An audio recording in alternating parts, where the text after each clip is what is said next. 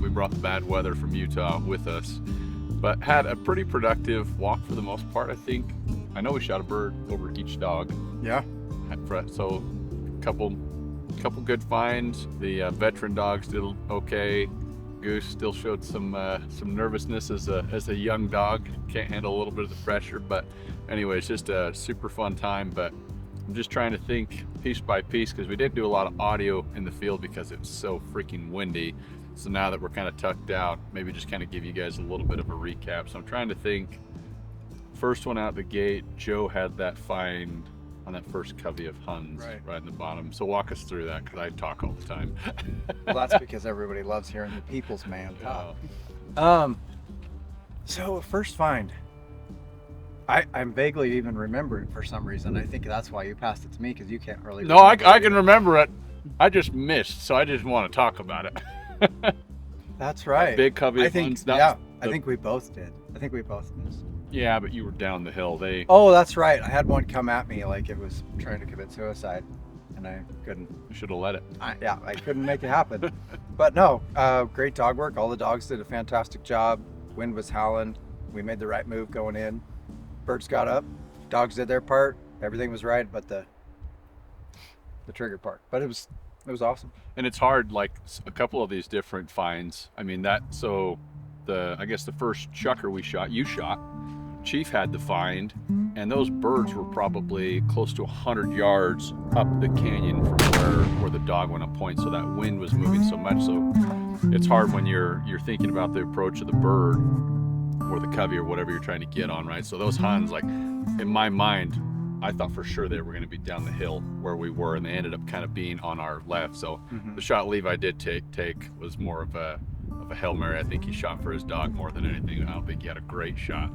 I should have, but they were so close, and those birds just get up and put their wings in that wind, and it's like an F-16 taken out of there. So it makes for some sporty shooting. But that second find, Chief found him, and we were kind of just up in the rocks. Well, you can talk about that one, because you did kill a bird out of that. Yeah. It was really kind of same playbook, you know. Those birds, based upon where the wind was coming, we had a pretty good idea they were going to be a little ways out.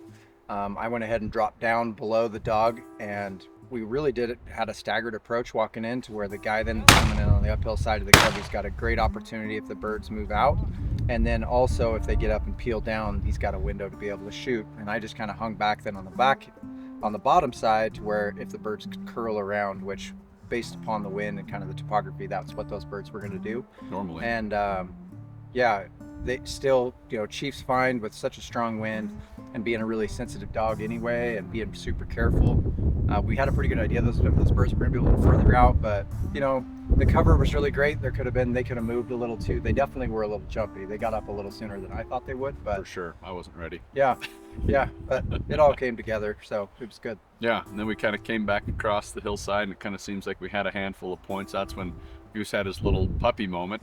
Had a find. Dogs came in and were very respectful. Everyone's handling things fine, and you could just see the smoke coming out of his ears. And the Huns this year in general, normally it feels like Huns are so polite to me. This year, all the states that I've really hunted them in, they have been running sons of guns. And I mean, even that second group that we took another bird out of after that, I mean, you could see the birds running on the ground in front of the dog. I mean, they're just getting out of there. And I think for a young dog, Goose is 2.